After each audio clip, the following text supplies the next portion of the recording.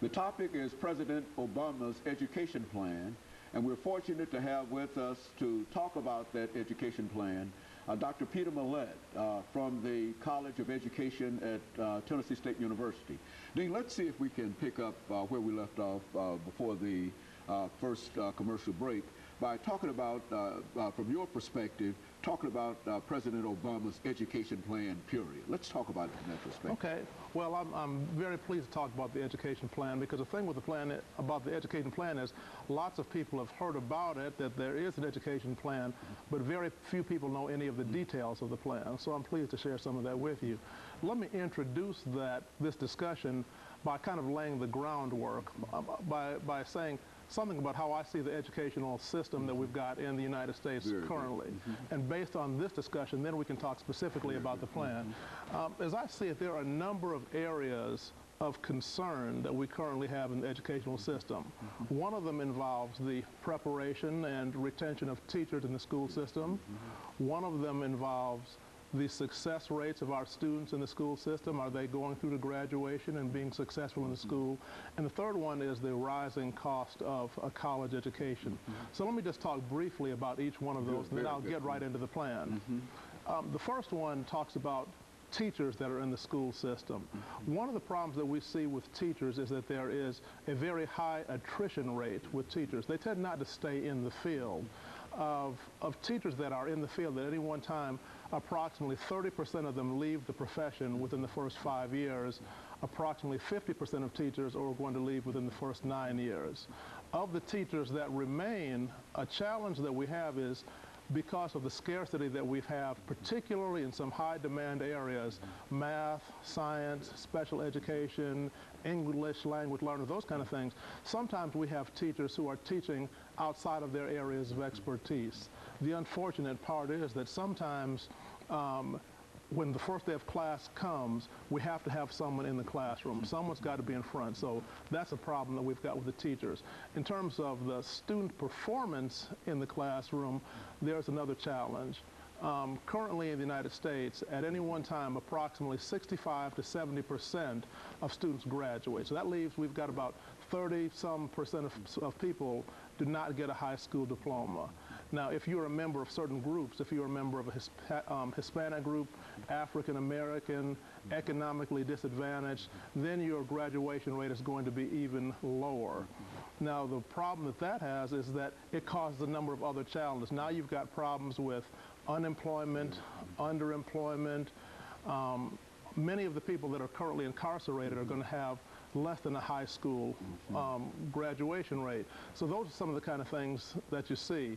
Now, the problem with high school is that the problem doesn't really begin in high school. The problem begins much earlier. We need to look back at middle school, 6th grade, 7th grade, and we're going to find that children who have problems in 6th grade, 7th grade, problems with attendance, discipline problems, performing poorly in certain classes like math, science, English, those children are going to be less likely to graduate. Only 10% of them are going to graduate by the time they should, after 4 years of high school.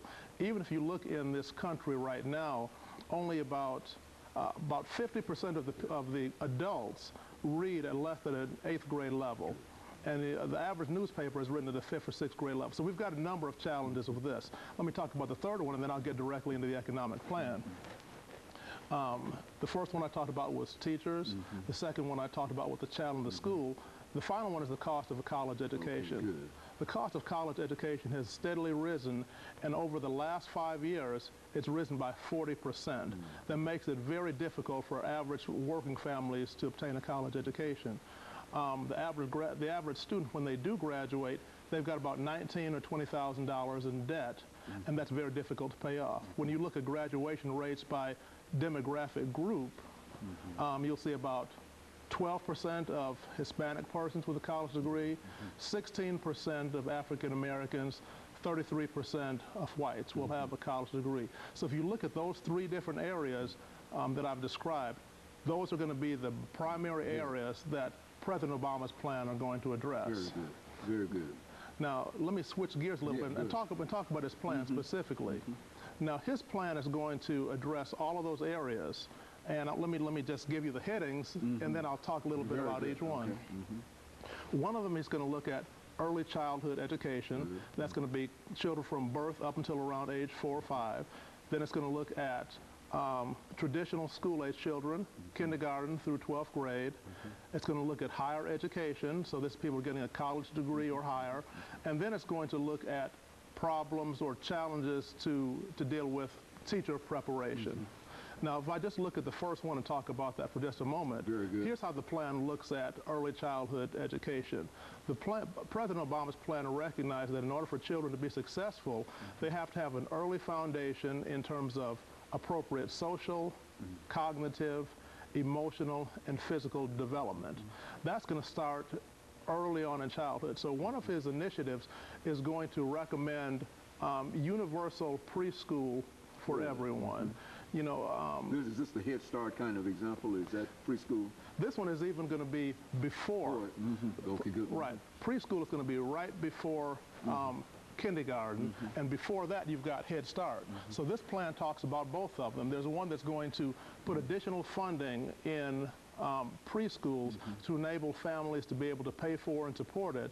And also there's going to be an emphasis at early Head Start programs, and these are going to be children from birth through 3 to try to get them started. Now, the reason that this is significant is because early childhood, this is where we lay the foundation in terms of they can get nutritious meals, they can get their vaccinations, they can get their immunizations, they can have appropriate intellectual stimulation.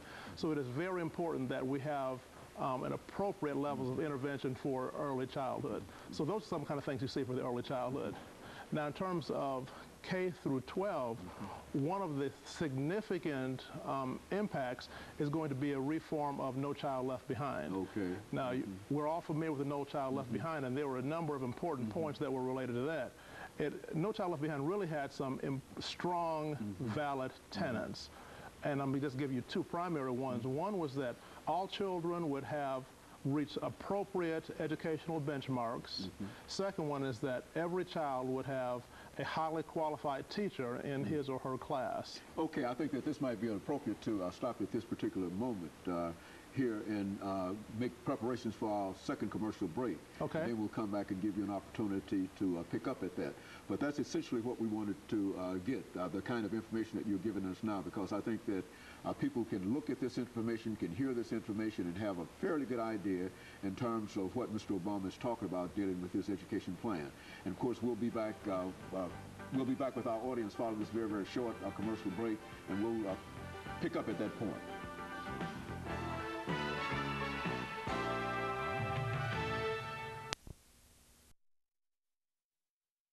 The topic is President